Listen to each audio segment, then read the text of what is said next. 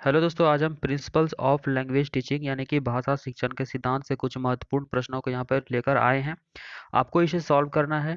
दोस्तों, आप अगर हमारे चैनल पर नए हैं तो चैनल को जरूर सब्सक्राइब कर लीजिए और बेल आइकन प्रेस कर लीजिएगा ताकि सभी वीडियोस का नोटिफिकेशन आपको मिलता रहे। तो चलिए शुरू करते हैं।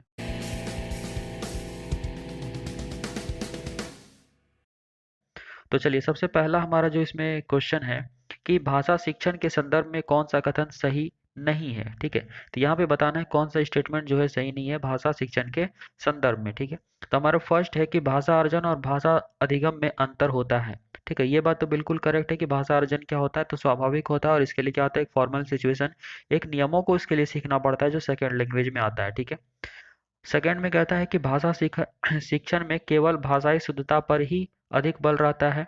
थर्ड में है भाषा सीखने में अन्य विषयों के अध्ययन अध्यापन सहायक होता है। ठीक है, फोर में है कि समृद्ध भाषा परिवेश भाषा अर्जित करने में सहायक होता है। ठीक है, तो यहाँ पे इसका क्या आंसर हो जाएगा बताना है। तो यहाँ पे नहीं लिखा हुआ, इस पे जरूर आप लोग ध्यान दीजिएगा। ठीक है, एग्जाम में इस पे बराबर जो है कंफ्यूजन हो जाता है, नहीं को हम लोग नहीं देख पाते हैं। ठीक है, तो इसका यहाँ पे करेक्ट करेक्ट आंसर क्या हो जाएगा, मतलब भाषा शिक्षण में जो है इसके संदर्भ में कौन सा स्टेटमेंट सही नहीं होगा। तो यहाँ पे देखिए सेकंड नंबर इसका करेक्ट आंसर हो जाएगा कि भाषा शिक्षण में केवल, क्या लिखा हुआ है केवल, तो केवल देख के तो ये ऐसे भी नेगेटिव होता है, यहाँ हमारा नेगेटिव ही है। ठीक है, तो क्या हो जाएगा, भाषा शिक्षण में केवल भाषाई शुद्धता पर ही अधिक बल दिया था। यहाँ पे देखिए एक ही भी है नेगेटिव, है ना। जब ये इतना यहाँ पे आपको एटम बम की तरह इतना आपको यहाँ ट्रिक मिल रहा है तो हमारा डायरेक्ट आंसर क्या हो जाएगा, सेकंड नंबर। तो बाकी ये फर्स्ट सेकंड और थर्ड क्या है, बिल्कुल करेक्ट है। भाषा शिक्षण के संदर्भ में ये सारी बातें जो है आती हैं। अब हमारा अगला प्रश्न है कि भाषा शिक्षण का संप्रेषण परक उपागम। ठीक है, तो भाषा शिक्षण का जो संप्रेषण परक उपागम होता है, उपागम क्या हो जाता है, अप्रोच हो जाता है। ठीक है, संप्रेषण हो गया यहाँ पे कम्युनिकेशन। तो फर्स्ट में हमारा कहता है कि भाषिक संरचनाओं की जानकारी पर बल देता है। ठीक है, मतलब ये जो संप्रेषण होता है, कम्युनिकेशन होता है, वो किस पर जोर देता है, तो भाषिक संरचनाओं की जानकारी पर बल देता है, या फिर संदर्भ में भाषा प्रयोग की कुशलता पर बल देता है। थर्ड में है मातृभाषा प्रयोग का निषेध करता है, और फोर में है बोलना कौशल पर बल देता है। ठीक है, तो इसका यहाँ पे क्या आंसर हो जाएगा, तो इसका आंसर कीजिए आप लोग। तो देखिए यहाँ पे अगर हम फर्स्ट में देखें तो भाषिक संरचनाओं की जानकारी पर बल देता है। तो जब आप कम्युनिकेट करते हैं तो वहाँ पे अगर स्ट्रक्चर को आप लेके चलेंगे तो अच्छे से कम्युनिकेशन आप नहीं कर पाएंगे, इसलिए हमारा फर्स्ट जो है नहीं होगा। सेकंड में कहता है कि संदर्भ में भाषा प्रयोग की कुशलता पर बल देता है। ठीक है, तो सही बात है कि आप जिस भी कॉन्टेक्स्ट में बात कर रहे हैं तो यहाँ पे भाषा प्रयोग यानी लैंग्वेज की यूज की जो कुशलता है, जो उसका स्किल है, उस पर वो बल देता है, तो यही हमारा करेक्ट आंसर हो जाएगा। ठीक है, थर्ड में क्या कहता है कि मातृभाषा प्रयोग को निषेध करता है, तो ऐसा कोई भी बात नहीं है। बोलना कौशल पर बल देता है। ठीक है, तो यहाँ पे केवल बोलना को ही जो है फोर्स किया जा रहा है, इसलिए हमारा क्या हो जाएगा, तो रॉन्ग हो जाएगा। ठीक है, तो आप लोगों में जिनका दो है बिल्कुल सही है। अब हम चलते हैं अगले प्रश्न पे।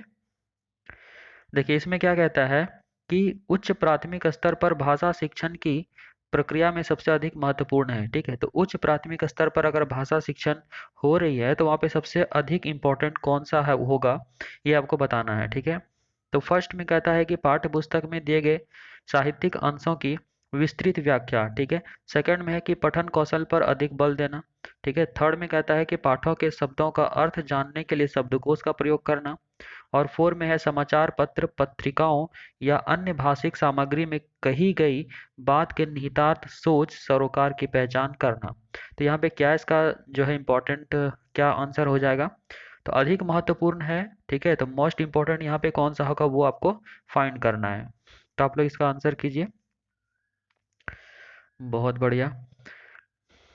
तो देखिए यहाँ पे अगर हम लोग बात करें तो यहाँ पे क्या लिखा हुआ है, विस्तृत व्याख्या, तो ये क्या एक नेगेटिव है, तो इसे हम लोग नेगलेक्ट करेंगे। फिर कहता है पठन कौशल पर अधिक बल देना, तो यहाँ पे जब किसी एक चीज को फोर्स देने की बात होगी तो वो हमारा नेगेटिव आ जाएगा, तो इसलिए उसको हम लोग नेगलेक्ट करेंगे। ठीक है, थर्ड में कहता है कि पाठों के शब्दों का अर्थ जानने के लिए शब्दकोश का प्रयोग करना, तो यहाँ पे देखिए शब्दकोश यानी डिक्शनरी को एक मोहरा बनाएंगे, तो ये हमारा क्या हो जाएगा, निगेटिव हो जाएगा। ठीक है, तो पेडागोजी में ये सब निगेटिव होता है, भले आपको सोचने में लग रहा हो कि ये अच्छा है। ठीक है, तो हमारा करेक्ट आंसर यहाँ पे क्या हो जाएगा, 4 नंबर। ठीक है, तो यानी उच्च प्राथमिक स्तर पर जो है भाषा शिक्षण की प्रक्रिया में सबसे अधिक इंपॉर्टेंट कौन सा होगा, तो समाचार पत्र, पत्रिकाओं या अन्य भाषिक सामग्री में जो कही गई बात है उसके निहितार्थ में सोच सरोकार की पहचान करना। ठीक है, तो 4 जिनका है बिल्कुल करेक्ट है। अब चलते हम लोग अगले प्रश्न पे। देखिए इसमें क्या कहता है कि निम्नलिखित में से कौन सा उच्च प्राथमिक स्तर पर भाषा शिक्षण का उद्देश्य जो है नहीं है।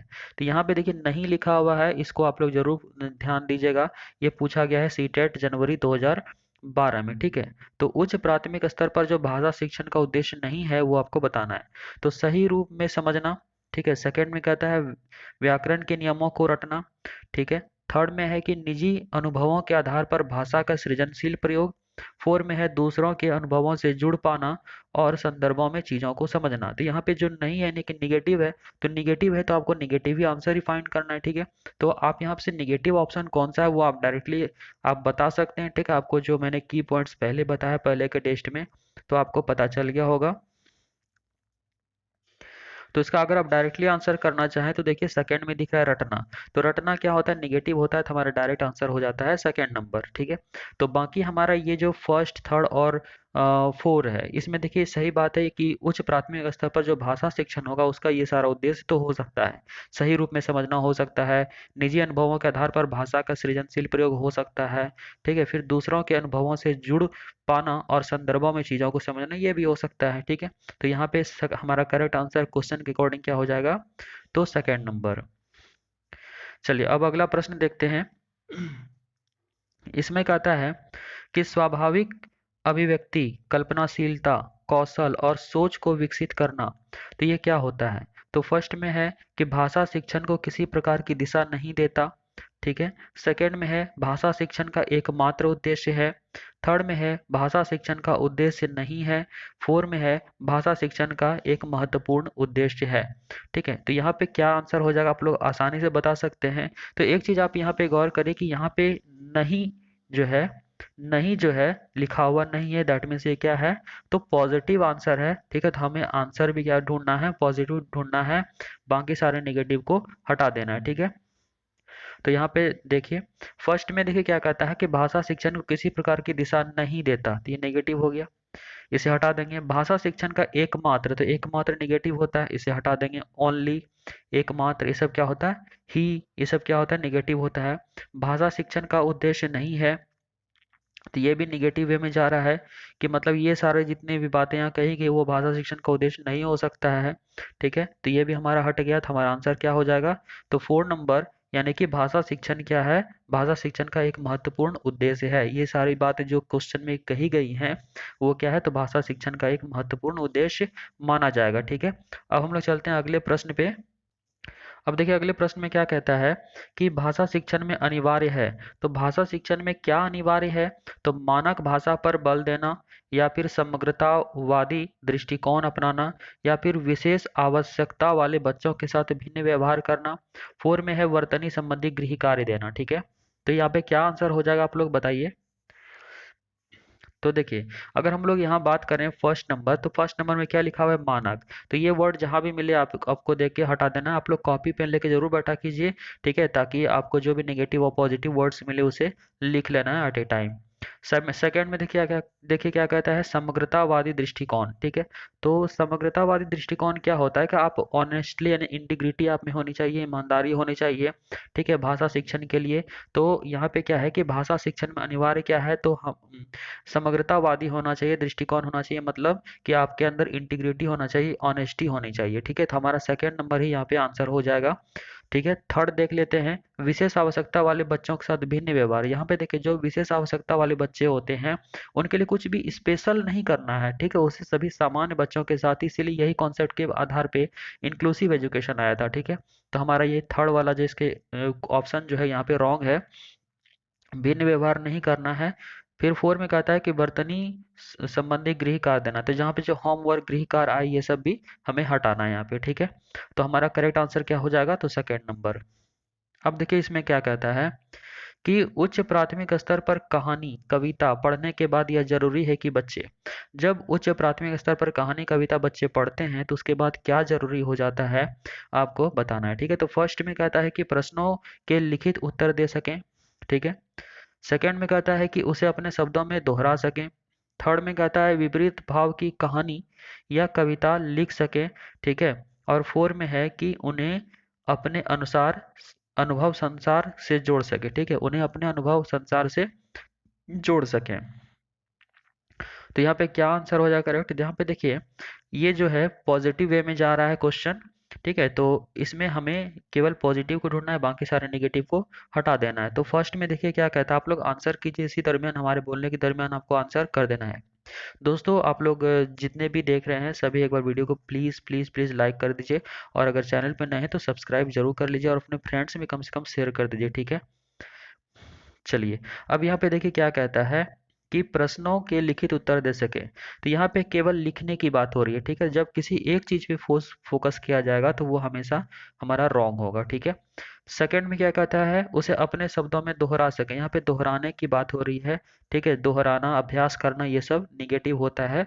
ठीक है, पेडागोजी में। फिर यहाँ पे विपरीत भाव की कहानी या कविता लिख सके, केवल यहाँ पे कहानी कविता लिख सके इसी की बात कर रहा है। ठीक है, उसके बाद यहाँ पे कहता है उन्हें अपने अनुभव संसार से जोड़ सके। ठीक है, तो यहाँ पे उन्हें या उनके लिखना चाहिए था, तो उनके अपने अनुभव जो भी है संसार के साथ जोड़ सके, तो ये यहाँ पे करेक्ट आंसर हो जाएगा। ठीक है, जो कि संसार के साथ जोड़ सके, एनसीएफ 2005 में भी यही कहता है। ठीक है, विद्यालय को जो है समाज से जोड़ने की बात वो कहता है। अब हमारा अगला प्रश्न है कि उच्च प्राथमिक स्तर पर भाषा शिक्षण का सर्वोपरि उद्देश्य है। ठीक है, तो जो उच्च प्राथमिक स्तर होता है तो उसमें भाषा शिक्षण का सर्वोपरि उद्देश्य क्या होगा तो वो बताना है। ठीक है, तो यहाँ पे ये 2014 में पूछा गया, सीटेट फरवरी 2014 में। तो फर्स्ट में कहता है कि देखिए एक ही टाइप का आपको क्वेश्चन मिलेगा। ठीक है, आपको लग रहा होगा एक ही टाइप का क्वेश्चन रिपीट हो रहा है कभी कभी, तो ऐसा नहीं है। वो क्या करता है ना कि लैंग्वेज को चेंज करता है। क्वेश्चन तो वही रहता है लेकिन क्या करता है लैंग्वेज को चेंज कर देता है। तो यही चीज होता है कि क्वेश्चंस जो है एग्जाम में रिपीट होते हैं लेकिन क्या है उसके लैंग्वेज को वो चेंज कर देता है। तो आपको कॉन्सेप्ट को पकड़ना है। ठीक है, तो यहाँ पे देखिए क्या कहता है कि उच्च प्राथमिक स्तर पर भाषा शिक्षण का सर्वोपरि उद्देश्य क्या है। तो फर्स्ट में है कि विभिन्न साहित्यिक विधाओं का गहनतम ज्ञान प्राप्त करना। सेकेंड में है सरसरी तौर पर तीव्र गति से पढ़ना। थर्ड में है भाषा के सौंदर्य शास्त्र से परिचय। और फोर में है निजी अनुभवों के आधार पर भाषा का सृजनशील इस्तेमाल। तो यहाँ पे क्या आंसर हो जाएगा आप लोग बताइए। ये देखिए क्वेश्चन जो है पॉजिटिव वे में जा रहा है, तो हमें आंसर भी पॉजिटिव वे में ढूंढना है। ठीक है, तो बाकी सारे नेगेटिव को ढूंढना है कि कौन कौन सा ऑप्शन जो है नेगेटिव वे में जा रहा है। तो हम लोग यहाँ पे अगर देखें तो विभिन्न साहित्यिक विधाओं का गहनतम ज्ञान, यहाँ पे देखिए गहनतम ज्ञान तो ये नेगेटिव बना देता है। ठीक है, वो बच्चे हैं। ठीक है, इसलिए गहनतम ज्ञान उनके लिए क्या हो जाएगा यहाँ पे नेगेटिव हो जाएगा। तो सरसरी और तीव्र गति से पढ़ना, ये तीव्र गति से पढ़ना ये से नेगेटिव बनाता है। यहाँ पे भाषा के सौंदर्य शास्त्र से परिचय, तो यहाँ पे सौंदर्य शास्त्र को केवल फोकस किया जा रहा है इसलिए नेगेटिव हो जाएगा। तो यहाँ पे क्या हो जाएगा अनुभव, ये अनुभव इसे पॉजिटिव बनाता है इस ऑप्शन को। तो निजी अनुभवों के आधार पर क्या करना, तो भाषा का सृजनशील इस्तेमाल, यहाँ पे सृजनशील वर्ड भी क्या है पॉजिटिव है। तो हमारा करेक्ट आंसर क्या हो जाएगा तो 4 नंबर। तो आप लोगों ने जिनका भी जो जिन्होंने 4 किया है बिल्कुल करेक्ट है। अब हम लोग अगला प्रश्न देखते हैं कि भाषा के संदर्भ में स्कूली जीवन का यह उच्च प्राथमिक चरण डैश डैश और डैश बोध के विकास की दृष्टि से अत्यंत महत्वपूर्ण है। तो क्या यहाँ पे आंसर हो जाएगा। तो फर्स्ट में है साहित्य सराहना सामाजिक। सेकंड में है सौंदर्य बोध साहित्य बोध सामाजिक राजनैतिक। थर्ड में है भाषा साहित्य ऐतिहासिक। फोर में है साहित्य बोध सराहना बोध और ऐतिहासिक। ठीक है, तो यहाँ पे क्या आंसर हो जाएगा आप लोग बताइए जल्दी से। बहुत बढ़िया। ठीक है, यहाँ पे किस किस के बोध के विकास की दृष्टि से जो है महत्वपूर्ण होगा वो आपको बताना है, किस किस का विकास यहाँ पे होगा।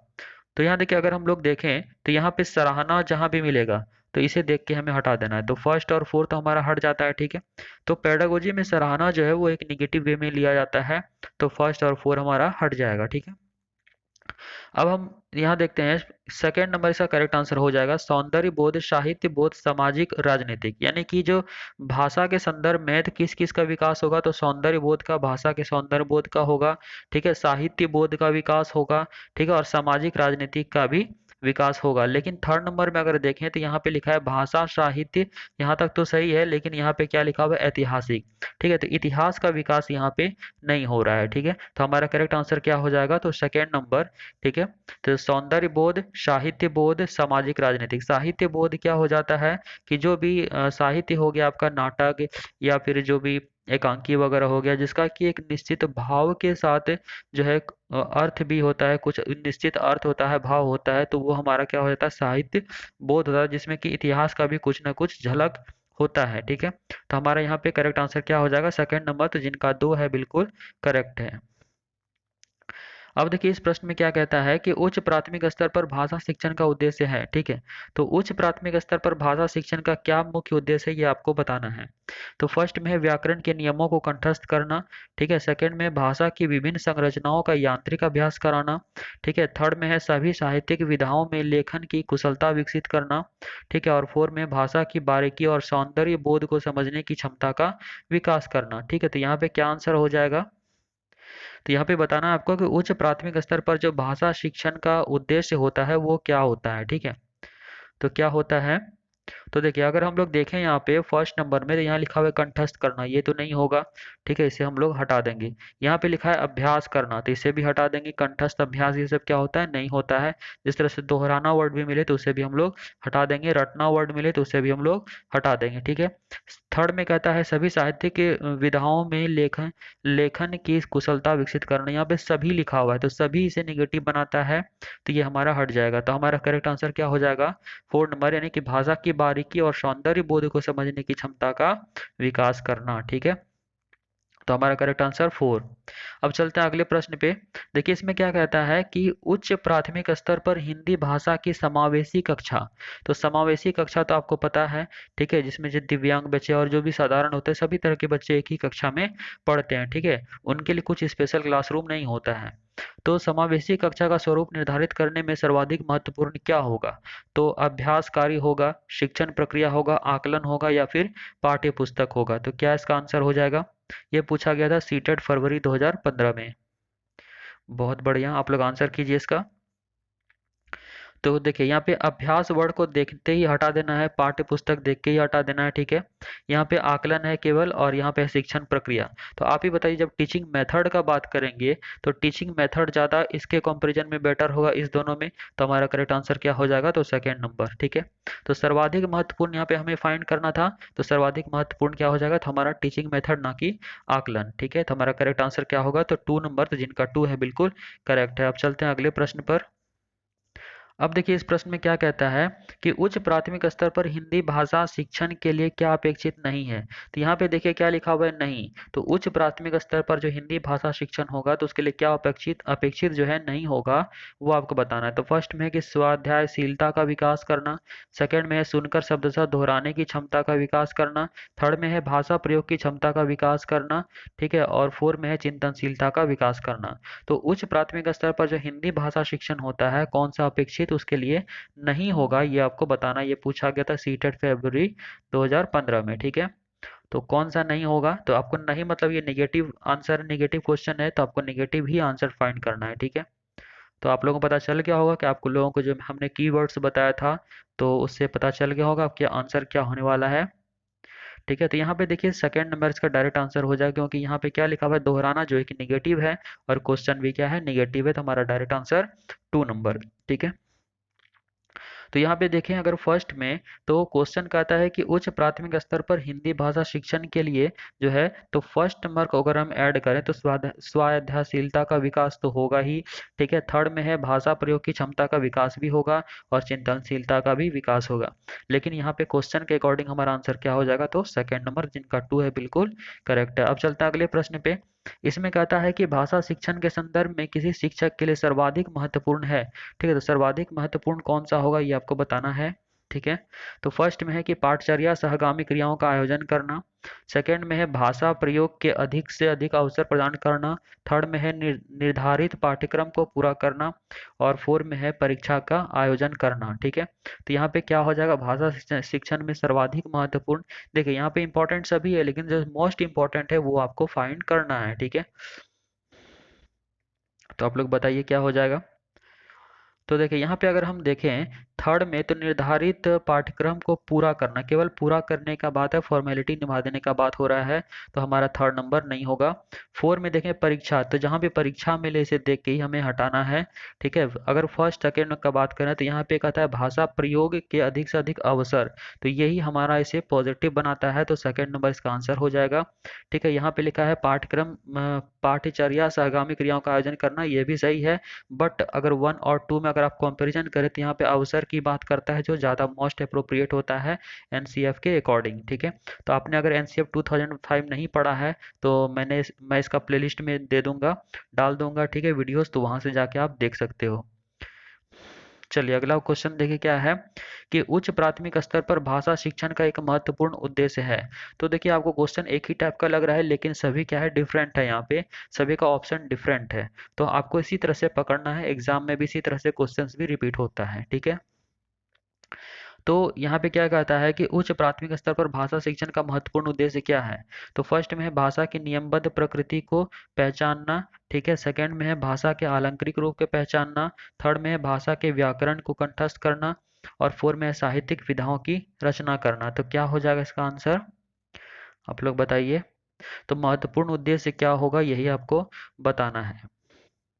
तो देखिए यहाँ पे अगर हम बात करें सेकंड में भाषा के आलंकारिक रूप को पहचाना, तो ये इसे नेगेटिव बनाता है। ठीक है, उसका फिर है आलंकारिक से क्या बनाएगा, नेगेटिव। सेकंड में भाषा के व्याकरण को कंठस्थ करना नेगेटिव बनाता है। ठीक है, साहित्य की विधाओं में रचना करना, तो यहाँ एक चीज पे फोकस किया जा रहा है। ठीक है, तो इसलिए ये भी हमारा नहीं होगा। तो यहाँ पे क्या है कि भाषा की नियमबद्ध प्रकृति, जब हायर मतलब उच्च प्राथमिक स्तर पर जब जाएंगे तो भाषा का जो नियमबद्ध प्रकृति है उसे पहचानेंगे, ना कि यहाँ पे साहित्यिक विधाओं की रचना करना होगा। ठीक है, तो चलिए इसका आंसर क्या हो गया, तो एक नंबर। अब देखते हैं अगला। तो इसमें देखिए क्या कहता है कि हिंदी भाषा शिक्षक के रूप में आप किसे सबसे अधिक महत्वपूर्ण मानते हैं। ठीक है, तो हिंदी भाषा शिक्षक के रूप में आप किसे अधिक महत्वपूर्ण मानेंगे। तो फर्स्ट में है बच्चों की लेखन क्षमता का विकास करना। ठीक है, और सेकंड में है कि बच्चों को विभिन्न संदर्भ में भाषा प्रयोग सिखाना। थर्ड में है बच्चों की मौखिक अभिव्यक्ति की क्षमता का विकास करना। और फोर में है बच्चों को व्याकरण के नियम सिखाना। ठीक है, तो हिंदी भाषा शिक्षक के रूप में आप जो है किसे अधिक इम्पोर्टेंस देंगे, ये आपको यहाँ पे बताना है। ठीक है, आप लोग भी कल शिक्षक बनने वाले हैं, तो आप लोग बताइए कि क्या करेंगे। तो यहाँ पे क्या आंसर हो जाएगा, बच्चों के लेखन क्षमता का विकास करना। यहाँ पर लेखन क्षमता का केवल फोर्स किया जा रहा है, तो ये नहीं होगा। बच्चों के विभिन्न संदर्भ में भाषा प्रयोग सिखाना, बिल्कुल सही। तो सेकंड नंबर हो जाएगा कि विभिन्न संदर्भ में क्या सिखाएंगे, तो भाषा प्रयोग। तो जहाँ भी भाषा प्रयोग का बात होगा तो वही हमारा आंसर जनरली हो जाता है। ठीक है, थर्ड में है बच्चों की मौखिक अभिव्यक्ति की क्षमता का विकास करना, केवल यहाँ मौखिक अभिव्यक्ति पर फोर्स किया जा रहा है, इसलिए ये हमारा नहीं होगा। यहाँ पे व्याकरण के नियम सिखाना, नियमों को जब यहाँ नियम वगैरह रहे तो इसे देख के ही हमें हटा देना है, तो हमारा करेक्ट आंसर क्या हो जाएगा, तो टू नंबर। ठीक है, अब चलते हैं हम लोग अगले प्रश्न, और ये लास्ट क्वेश्चन है। ठीक है दोस्तों, आप अगर चैनल पे नए हैं तो प्लीज़ सब्सक्राइब कर लीजिए। ठीक है, और बेल आइकन दबा लीजिए ताकि सारे क्लास का नोटिफिकेशन आपको समय पर मिल जाए। तो यहाँ पे देखिए क्या कहता है 16 नंबर में, उच्च प्राथमिक स्तर पर हिंदी भाषा शिक्षण का सर्वाधिक संबंध है। ठीक है, तो उच्च प्राथमिक स्तर पर जो हिंदी भाषा शिक्षण होता है तो उसका सर्वाधिक संबंध किससे है। तो फर्स्ट में पढ़ी सामग्री के बारे में आलोचनात्मक चिंतन से है। सेकंड में है कि हिंदी की व्याकरणिक व्यवस्थाओं को जानने से है। ठीक है, थर्ड में है कि सृजनात्मक लेखन की अनिवार्यता से है। और फोर में हिंदी की ध्वनियों को सिखाने से है। तो यहाँ पे क्या हो जाएगा, आप लोग बताइए, सर्वाधिक संबंध किससे होगा हिंदी भाषा शिक्षण का। बहुत अच्छा, आप लोग आंसर कीजिए। तो यहाँ पे देखिए ये आलोचनात्मक चिंतन कह रहा है, तो इसे देख के हमें हटाना है। व्याकरणिक व्यवस्था को कह रहा है, तो इसे देख के हमें हटाना है। ठीक है, यहाँ पे सृजनात्मक वर्ड आ गया, देखिए ये इसे पॉजिटिव बनाता है इस ऑप्शन को, तो हमारा correct answer directly third number हो जाएगा। अगर इसको देखें तो हिंदी की ध्वनियों को सिखाने, तो यहाँ पे थर्ड और फोर में अगर कंपेरिजन करेंगे तो हमारा क्या होगा, तो ये वाला मोस्ट अप्रोप्रिएट है, क्योंकि सृजनात्मक वर्ड इस ऑप्शन को ज़्यादा अच्छा बनाता है। ठीक है, तो इस तरह से हम लोग क्या करते हैं, नेगेटिव को और जो है जो ऑप्शन बच जाता है उसमें हम लोग कंपैरिजन करके आंसर करते हैं। तो दोस्तों वीडियो कैसा लगा, अगर अच्छा लगा तो लाइक जरूर कीजिएगा और इसे अपने दोस्तों में शेयर कर दीजिएगा, और चैनल पे नए हैं तो सब्सक्राइब करके बेल आइकन प्रेस जरूर कर लीजिएगा।